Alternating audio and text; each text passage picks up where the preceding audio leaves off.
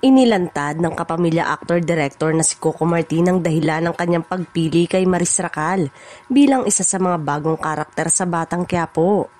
Sa kanilang exclusive interview sa CCM Production, nausisa ang lead star ng naturang teleserye kung bakit ang dalaga ang napili nito. Chika ni Maris, nagulat raw talaga siya nang mag-request si Coco na mag-meeting sila para i-discuss ang kanyang karakter.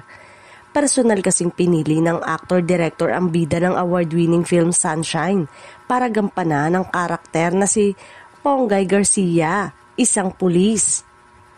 Nakita raw kasi ni Coco ang potensyal ng aktres at ang paraan nito para maging remarkable ang bawat karakter na ginagampanan. Chika pa ni Maris, biglaan raw ang lahat at wala na siyang naging pahinga dahil matapos ang incognito ay naging abala siya sa pagpopromote sa Sunshine. Pagkatapos ay na-offer sa kanya ang role sa Batang Quiapo.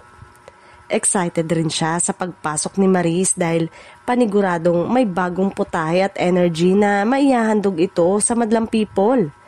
Pangako naman ng aktres, hindi ko sasayangin ang opportunity na to. Ibibigay ko yung buong puso ko.